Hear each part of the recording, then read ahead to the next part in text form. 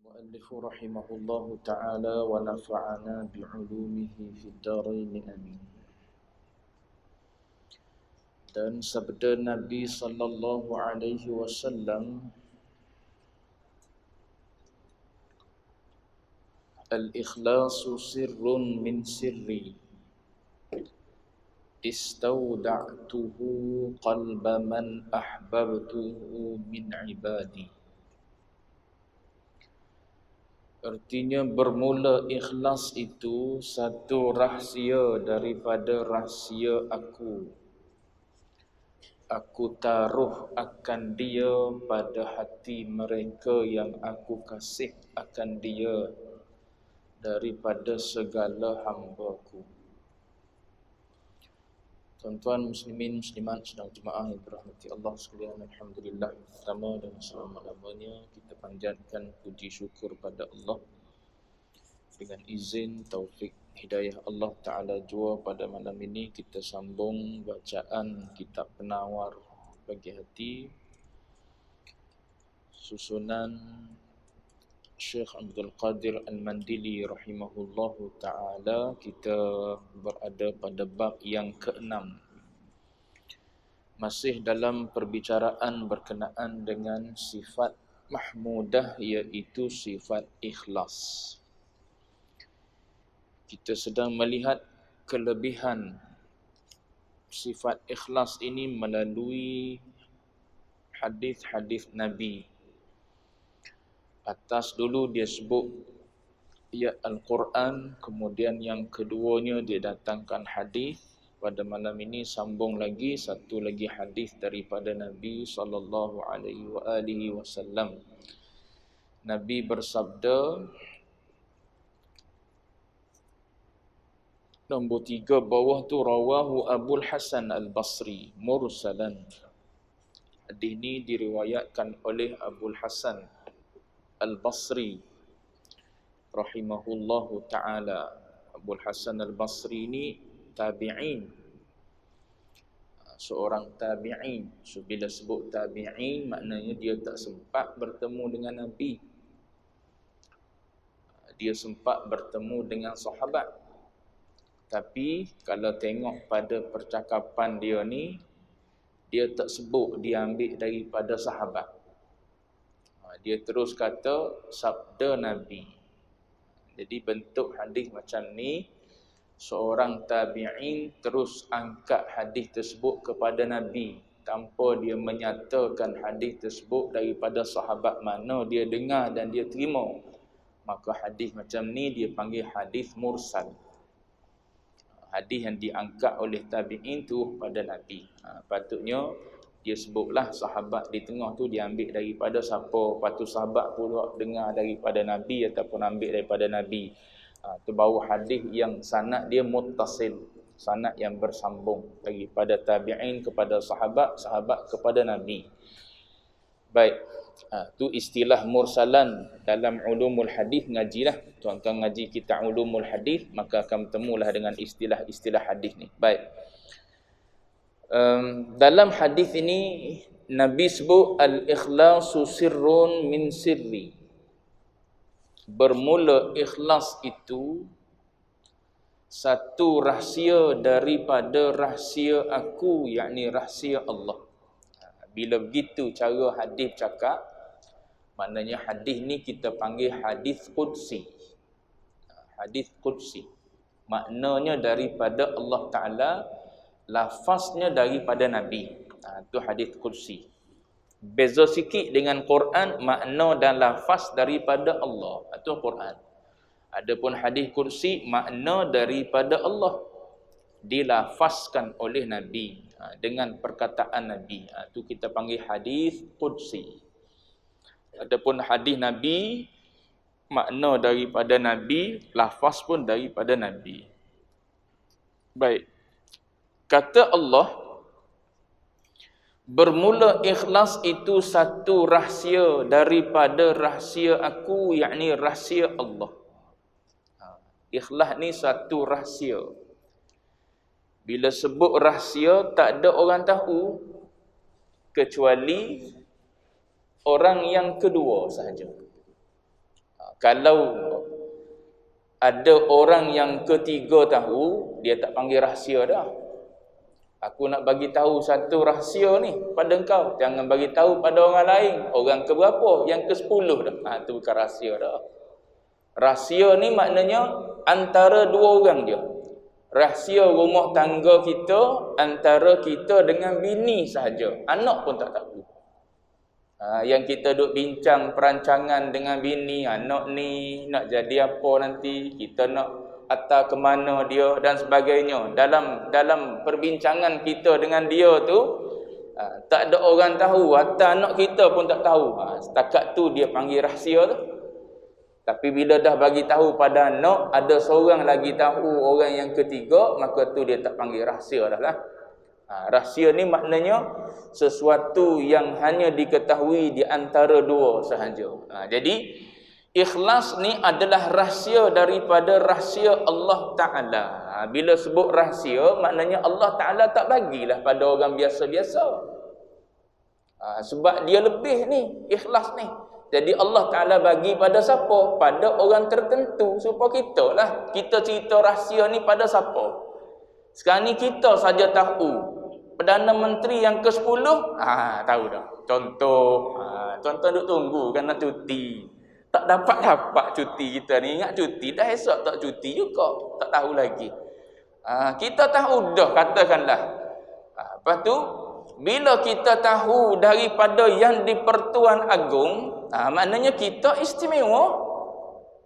Kalau ada orang yang ketiga tahu, tak jadi rahsia lah. Kita bagi tahu pada orang camp kita, kita bagi tahu pada orang belah kita, tak jadi rahsia lah.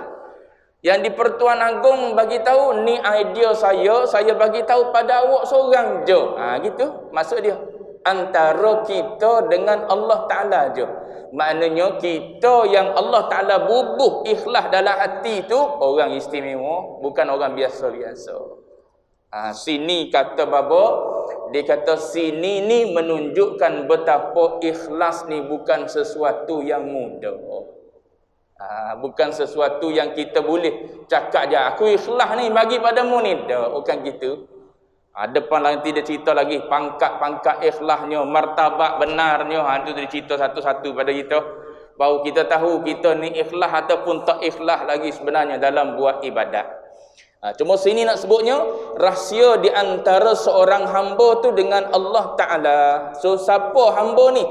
Kata Allah, aku taruh, yakni aku simpan akan dia, akan rahsia tu, akan keikhlasan tu pada hati mereka yang aku kasih akan dia, akan hamba tu, daripada segala hamba-hambaku. Maknanya dalam banyak-banyak hamba, orang yang boleh sifat ikhlas tu maknanya orang yang apa? Orang yang dikasihi oleh Allah Ta'ala. Depan nanti cerita tentang benar. Di antara umat Nabi sebut 70,000 orang yang akan masuk syurga tanpa hisab. Tak ramai tu. Daripada zaman Nabi sehingga sampai ke hujung dunia. Daripada kalangan Muslim mukmin yang betul-betul benar, yang betul-betul jujur, 70,000 orang akan masuk syurga tanpa hisab. Ni benar, depan nanti dia akan cerita pada kita. Orang yang macam mana tu? Orang yang boleh rahsia tu daripada Allah Ta'ala. Hati dia betul-betul ikhlas pada Allah Ta'ala. Tak ada sakut paut dengan benda apa sekalipun. Hanya yang dia cari Allah semata-mata. Hatta yang Allah Ta'ala janji syurga pahala pun dia tak harap dalam dia buat ibadat. Buat ibadat tu semata-mata junjung perintah Allah Ta'ala. Tu susah nak boleh. Kita orang awam ni boleh duduk di tahap buat ibadat, buat taat kerana nak pahala pun kira okey dah lah. Kalau kita boleh duduk di tahap tu. Nak jujur lebih daripada tu lagi, tak ada harap apa-apa. Memang betul-betul bersih. Memang betul-betul bersih buat ibadat ni. Tak ada tanya apa dah. Kenapa buat ni? Kenapa buat ni? Boleh apa buat ni? Boleh apa buat ni? Tak ada. Dengar Allah Ta'ala perintah kan? Perintah buat dulu. Perintah sunat, perintah wajib. Siapa suruh ni? Allah Ta'ala suruh. Junjung. Tak ada tanya dah, ni sunat je. Yang ni lah wajib kita buat. Tu tak ikhlas dah lah. Sebab apa? Tengok yang wajib dia buat. Orang ikhlas tak tengok dah wajib sunat. Tengok mari daripada siapa suruh ni. Mari daripada Allah Ta'ala. Mari daripada Allah Ta'ala junjung. Junjung perintah Allah Ta'ala. Depan nanti dicerita martabat. Baik. Jadi kata Nabi, kata Allah Ta'ala dalam hadis kursi ni, ikhlas tu adalah rahsia. Iaitu rahsia yang Allah Ta'ala simpan di dalam hati kekasih dia, hamba-hamba yang Allah Ta'ala kasih. Tapi tak mustahil untuk kita capai. Berusaha. Salah satu daripada usaha ni, kita duduk dalam mengaji. Nak kenal, nak tahu macam mana nak boleh duduk di martabat mana dah kita. Tu di antara jalan untuk kita capai sifat sempurna dalam ikhlas. Baik. Dan ketahui olehmu bahawasanya ikhlas itu 3 pangkat, 3 darjat. 3 pangkat, yakni 3 darjat, 3 nombor. Nombor 1, nombor 2, nombor 3. Kalau periksa dalam kelas, maknanya yang ni nombor 1, yang ni nombor 2, yang ni nombor 3. Nombor 3 rendah sikit bandingkan nombor 1. Nombor 1 yang paling tinggi. Tengok di cerita. Seperti yang menyebut akan dia, akan 3 pangkat ikhlas tu oleh Syekhul Islam di dalam Syarah Al-Qushairiyah. Tengok ejaan dia, kok salah eja. Eja dia Syarah Al-Qushairiyah, yang ditulis oleh Al-Imamul Qushairi. Baik. Baik, dia kutip daripada situ, dia buh dalam kitab ni. Pangkat yang pertama, ni pangkat yang paling tinggi, bahawa mengerjakan oleh hamba, yakni kita, akan amal ibadat kerana apa? Semata-mata menjunjung perintah Allah Ta'ala. Tu maknanya bila dia sebut semata-mata, kita faham daripada ibarat semata-mata ni tanpa melihat kepada pahala ataupun melihat kepada seksa. Tak tengok berapa pahala semayang jemaah 27. Jom kita pergi semayang jemaah, berapa pahala besar. Tu tak duduk tahap ni. Berapa semayang seorang? 1 je. Jom kita pergi semayang jemaah, sebab apa? 1 dengan 27 banyak 27. Jom kita pergi. Berapa pahala semayang yang mulai di waktu malam? Orang kata, orang beritahu gini dalam hadis Nabi. Tu tak duduk di tahap ni kita.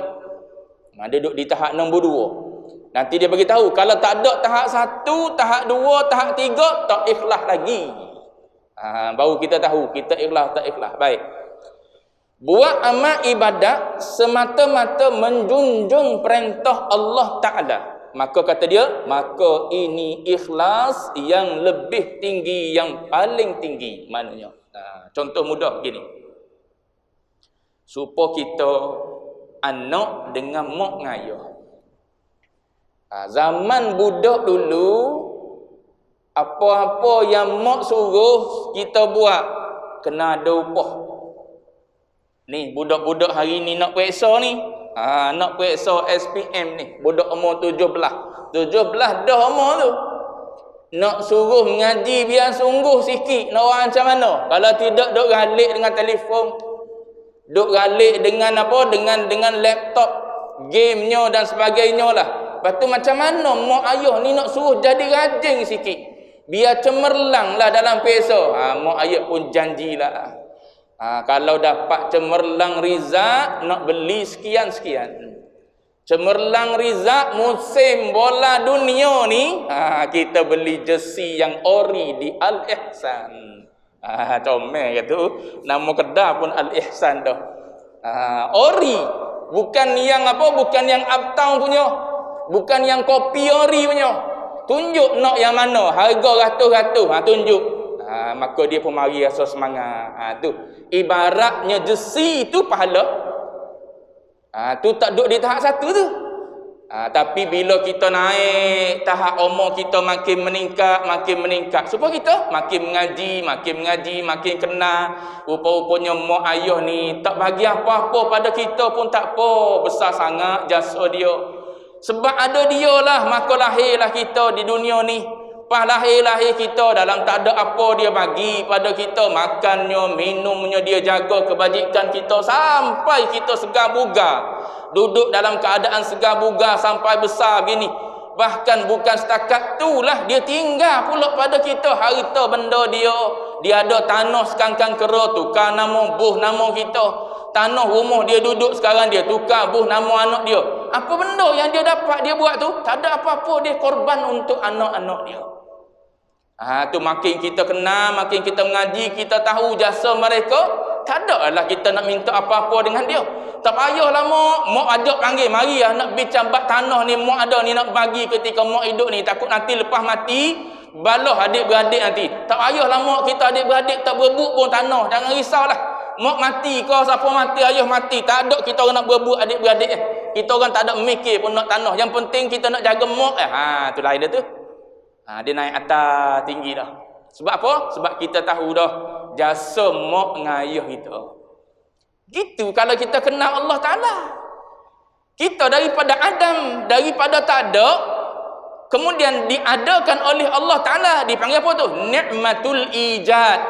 Nikmat yang pertama Allah Ta'ala beri pada kita ialah nikmat mengadakan kita. Sehinggalah kita ada di atas alam ni, alam syahadah ni, alam penyaksian ni. Bila kita lahir hidup atas muka alam syahadah ni, Allah Ta'ala bagi lagi nikmat. Nikmat apa? Nikmatul imdad dipanggil. Nikmat yang berterusan pula nak suruh kita boleh hidup ni. Nak apa? Allah Ta'ala jadikan semua untuk kita. Kata Allah Ta'ala dalam Quran, khalaqalakum. Dia jadikan untuk kamu, wahai manusia, wahai khalifah Allah Ta'ala, ma fil ardi jami'a, semua yang ada atas muka bumi ni. Sebutlah apa pun. Laut Allah Ta'ala jadikan dalam tu berbagai jenis haiwan dalam lautan untuk kamu. Tumbuh-tumbuhan yang tumbuh melata atas muka bumi ni untuk kamu. Galian-galian yang ada dalam bumi, emas, perak dan sebagainya untuk kamu. Haiwan-haiwan yang Allah Ta'ala hidupkan mereka duduk atas muka bumi, membesar, membiak dan sebagainya. Untuk siapa? Untuk kamu lah. Semua sekali aku buat ni untuk khidmat kepada kamu. Habis tu kamu untuk siapa? Untuk Allah. Untuk Allah Ta'ala. Rezeki Allah Ta'ala jamin dah. Nahnu qasamna bainahum ma'isyatahum fil hayatid dunya. Allah Ta'ala kata aku dah bahagi-bahagikan dah rezeki-rezeki kamu semua ni. Patutnya kamu tak perlu bersusah gelisah berkenaan dengan rezeki. Sebab apa? Aku dah bahagi-bahagikan siap. Orang ni banyak ni, orang ni banyak ni, orang ni banyak ni. Aku dah bahagi dah. Tugas kamu junjung perintah aku. Aku perintah supaya buat kerja, buat kerja. Kerana apa? Kerana nak dapat redha Allah Ta'ala. Bila reti situ tak ada apa lah nak minta dengan Allah Ta'ala. Sebab apa? Sebab Allah Ta'ala duk bagi pada kita banyak. Maknanya kita junjung, kita buat ibadat tu semata-mata nak suruh Allah Ta'ala puas hati je dengan kita. Dia nak bagi syurga ke, dia tak nak bagi syurga ke, terpulanglah. Dia nak bagi pahala, tak nak bagi pahala, terpulanglah. Dia nak lepas kita daripada api neraka ataupun tidak, terpulanglah pada Engkau ya Allah. Tugas aku hanya junjung perintah Engkau. Ni semata-mata maksud dia. Tak bercampur langsung dengan benda yang tak patut. Benda yang selain daripada Allah Ta'ala. Pas susahlah kita orang awam nak kosong gitu. Golik kita kan ada habuan-habuan tertentu lah yang kita nak. Dalam kita duk bercakap benda comel ni, benda nasihat, benda agama ni, duk mari lagi dalam hati kita. Nak apa ni? Orang sebut nama kita, orang puji kita, orang akak kita, orang kata kita sekian-sekian dah siapa tahap ikhlas itu ini. Tu benda habuan duniawi semua tu. Maknanya tak capai tahap ikhlas pun, walaupun dia bercakap tentang ikhlas. Bila sebut bercakap tentang ikhlas yang tinggi, dia ceritalah apa pun, dia bercakap apa pun, tak ada apa. Aku cari redha-Mu je ya Allah. Aku nak suruh Mu puas hati dengan aku duk buat kerja ni. Kerja apa? Ajak hamba-hamba-Mu yang lain supaya jadi hamba pada Engkau juga. Engkau nak bagi pahala, tak nak bagi pahala, terpulang pada Engkau lah ya Allah. Yang penting aku buat kerja. Engkau suruh aku menyampaikan, aku menyampaikan. Tu yang Nabi diberitahu, engkau bertugas hanya untuk menyampaikan. Tu yang Nabi menyampaikan sungguh-sungguh tu. Tak pernah duduk diam Nabi menyampaikan dakwah dia pada siapa-siapa saja. Sehingga Allah Ta'ala sifatkan Nabi ni harisun alaikum. Tamak yang ada dalam jiwa Nabi kalau boleh nak suruh semua umat dia jadi orang yang beriman pada Allah Ta'ala. Buat kerja sungguh-sungguh. Dalam Quran sebutkan fa idza faragta, bila engkau dah selesai fansab, bangun lagi buat kerja lain pula. Kita fa idza faragta fastarihtu, aku pun istirahat tu kita. Lesah dah mayang isyak tadi berasa lega, ada istirahat kita. Orang ahlillah nampak duduk sandar supaya kita sandar, tapi hati dia duk kutip pahala dengan Allah Ta'ala. Sebab apa? Hati dia duk zikir juga pada Allah, lisan duk berzikir pada Allah, kita duk menung saja bila nak keluar keputusan PM10. Yang tu duk belek tiap-tiap hari tu, tiap-tiap masa. Tiap-tiap masa duk buka, tak ada lagi. Kata pukul 4.30 petang ni, tak ada lagi. Buka pula nanti esok tengok pagi-pagi, ada ke tidak lagi keputusan. Duk tengok yang tu kita. Quran tak baca kita. Tu nak bagi tahu kita orang awam gitulah. Tapi bila kita mengaji, lama-lama dia jadi makin comel. Dia jadi makin baik. Sebab tu suruh mengaji. Kalau tak mengaji, tak berasa ikhlas benar dah kita. Berasa ikhlas benar, berasa baik benar dah kita. Tapi bila mengaji, baru tahu tak ada ikhlas lagi dalam hati kita rupanya. Baik, tu yang pertama, semata-mata junjung perintah Allah, yakni tanpa melihat pahala ataupun tanpa melihat seksa. Tinggal dosa maksiat bukan sebab kerana ada seksa, sebab Allah Ta'ala tak bagi gitu. Kenapa tak berzina? Kenapa tak mencuri kita? Kenapa tak ambil duit orang walau 10 sen? Kenapa tak ambil? Walau 5 sen, kenapa tak ambil? Allah Ta'ala tak bagi. Bukan sebab pusing takut kepada neraka, tidak.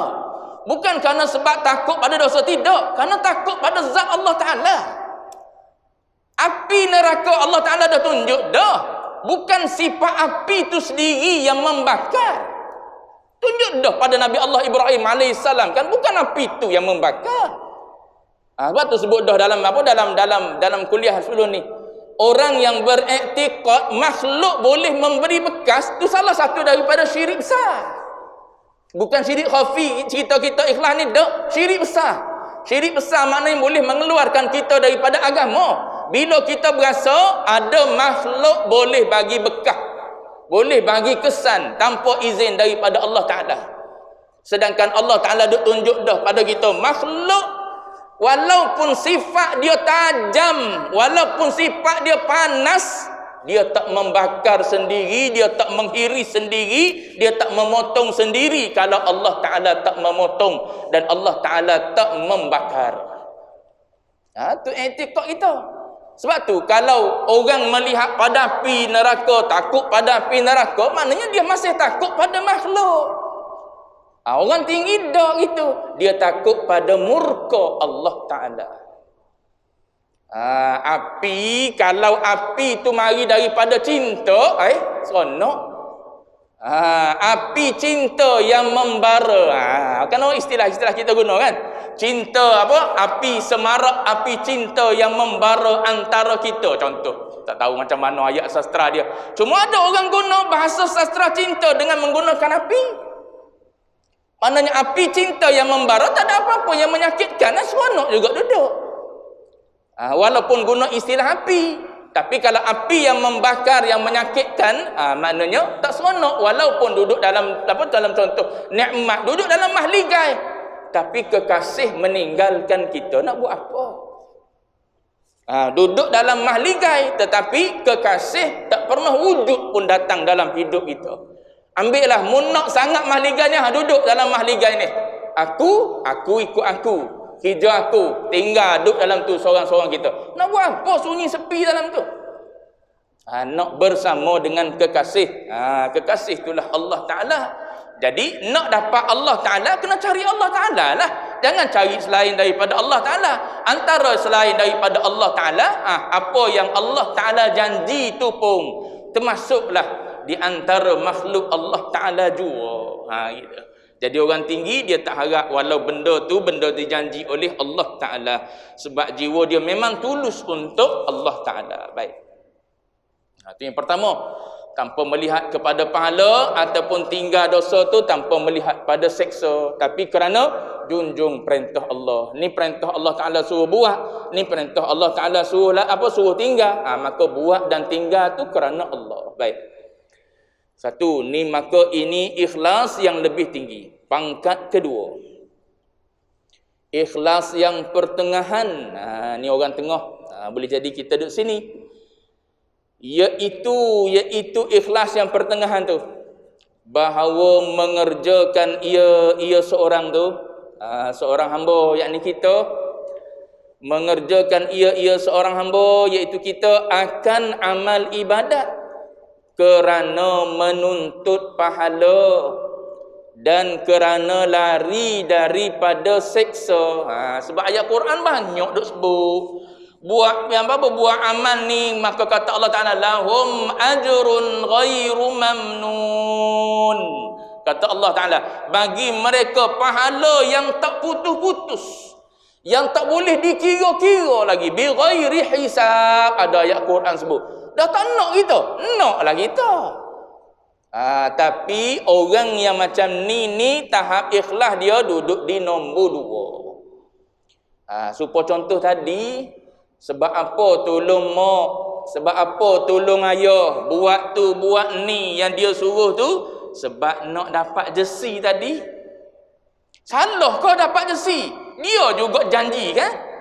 Allah Ta'ala kan juga janji, innal ladina amanu wa amilus salihat lahum jannatun tajri min tahtihal anhar. Bagi mereka adalah syurga yang mengalir di bawahnya, di bawah syurga tu sungai. Sari'u ila maghfiratin min rabbikum. Berlarilah kamu, bersegeralah kamu pergi minta ampun pada Allah Ta'ala. Apa Allah Ta'ala nak bagi? Syurga. Arduhas samawati wal ard. Lebar syurga tu langit bumi, luah dia. Lebar saja, panjang lebih panjang daripada lebar. Nak beritahu luahnya Allah Ta'ala janji tu. Supaya ayah janji nak beli tu ini pada anak kalau buat ini, kalau cemerlang dan sebagainya. Anak nak kepada benda tu, salah ke? Tak salah. Tak salah. Tapi nak banding dengan yang pertama tadi, yang ni rendah. Buat, ambil buku, bacalah kita. Take note lah, highlight lah, garis lah, hafal lah. Sebab apa tu? Sebab nak benda tu. Bukan nak pada ayah dah ni, nak pada benda tu. Maknanya kalau tak dapat, gigi ke akhirat, katakanlah, gigi di akhirat, Allah Ta'ala kata, aku tak sedia pun syurga untuk kamu. Kalau gitu, kalau aku tahu, aku tak ibadat dulu atas dunia. Awak penat dia tu. Bangun malam-malam, lepas tu baca Quran banyak-banyak, zikir banyak-banyak, tengok-tengok mu tak bagi pun pahala, mu janji saja, tipu. Gitu. Ibarat dia. Kalau sebab apa? Sebab kita mengharapkan pada benda lain selain daripada Allah Ta'ala. Memang Allah Ta'ala la yukhliful mi'ad. Cuma nak sebut contoh. Bila kita mengharapkan kepada sesuatu yang lain selain daripada Allah Ta'ala, ibarat contoh supo tadilah. Kita mengharapkan ayah untuk bagi pada kita, maka kita pun baca. Bolehlah kita straight A katakanlah. Tengok-tengok pada masa tu, ayah kata, musim ni, musim ekonomi meleset ni, tahun 2023 contoh. Orang duk ramai gitu kan, tahun 2023 tahun ekonomi yang meleset. Tak ada orang boleh pulihkan ekonomi pada masa tu kecuali saudara Anwar Ibrahim sahaja. Tu ayat-ayat dia. Contoh ni tuan-tuan ni, contoh. Nampak tuan-tuan celik lain macam nak berhenti ni. Mana tadi?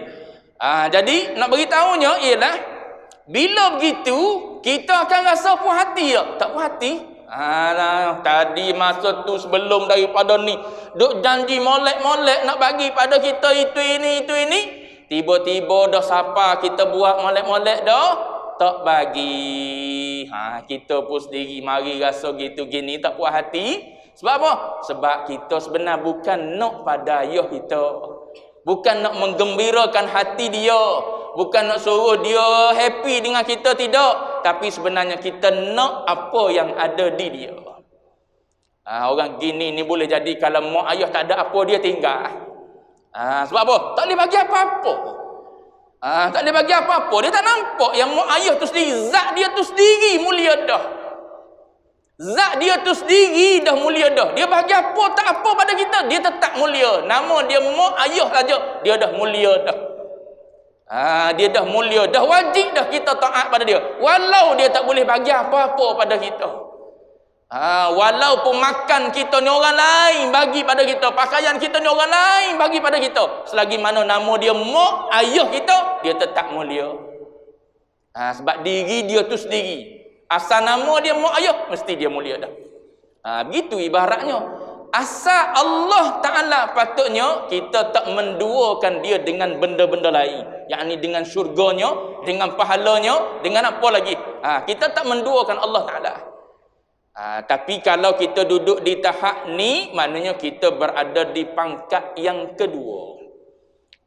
Kalau orang berlumba dalam belajar, nak dapat nombor dalam kelas, dia tak nak dah nombor 2 ni. Dia nak nombor 1 tinggi sekali.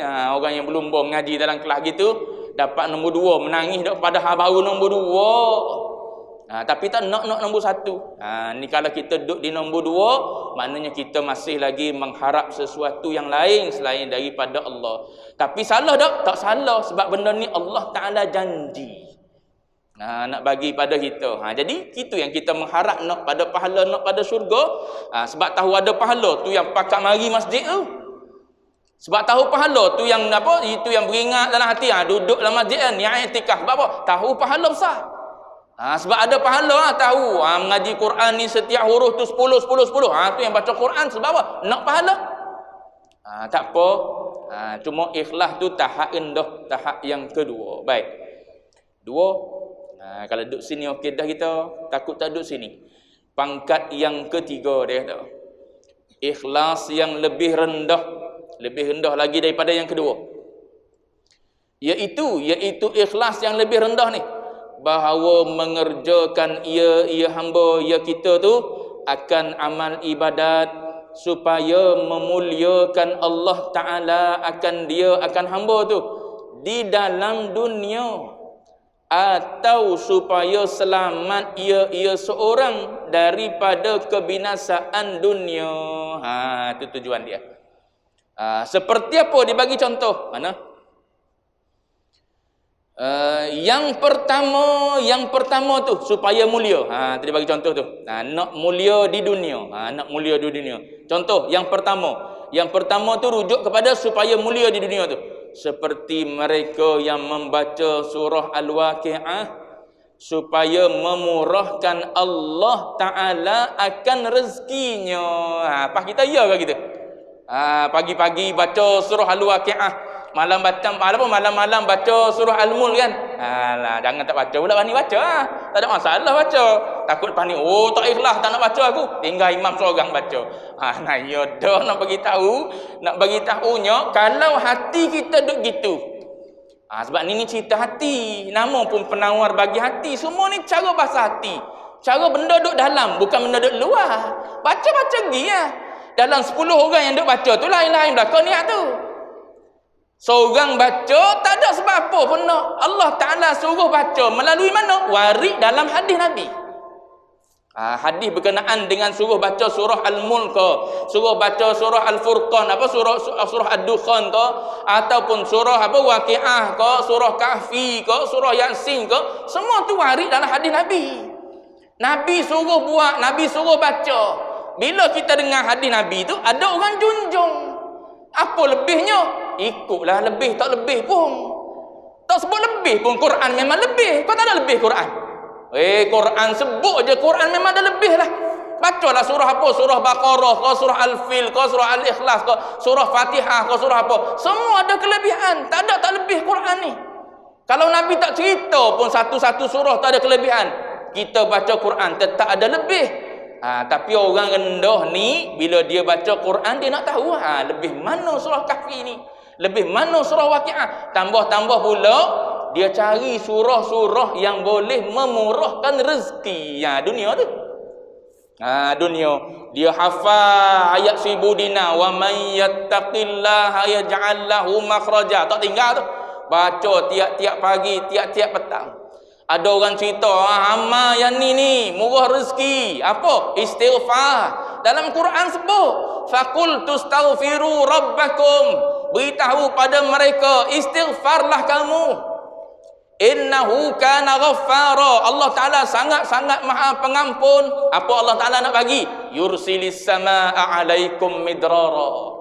Nanti Allah Ta'ala akan turunkan hujan yang mencurah-curah. Kalau negeri kamu pada masa tu tengah kering kontang musim kemarau, maka istighfar banyak-banyak. Allah Ta'ala yursilis samaa'a 'alaikum midrara. Allah Ta'ala akan hantar hujan dengan mencurah-curah, membasahi bumi, menyuburkan balik bumi.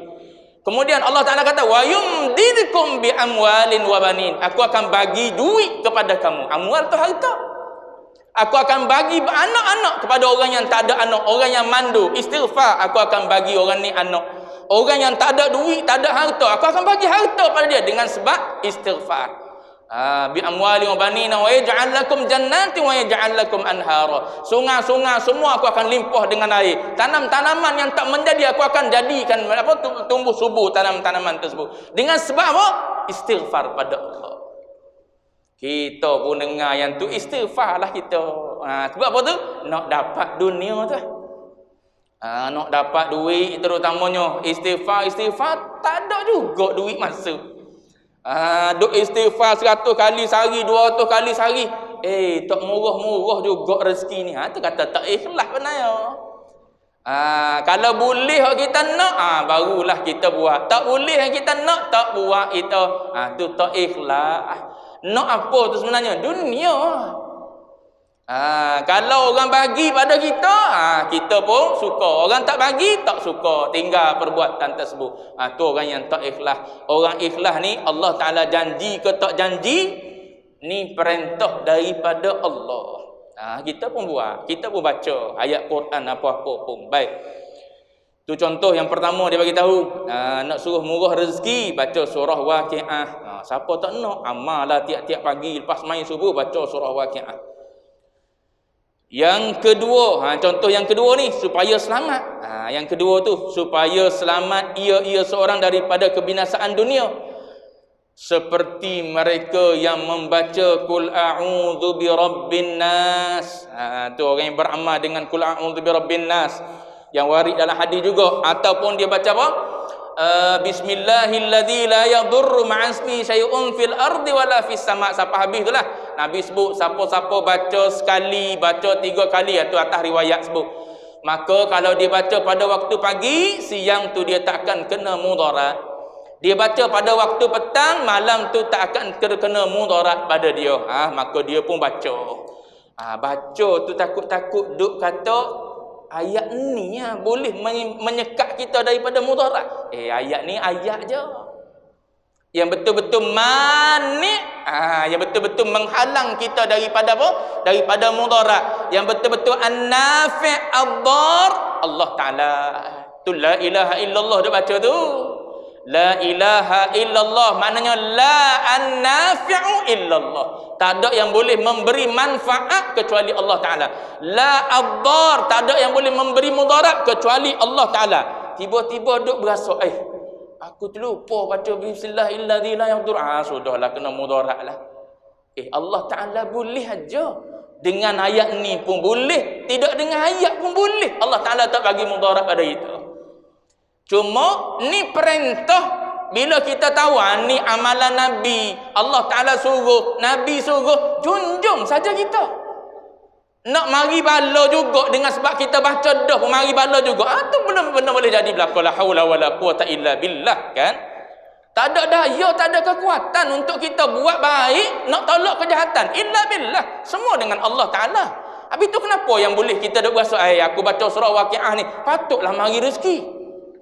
Aku terlupa baca surah Waqiah hari ni, patut tak ada orang belanja pun makan kedah.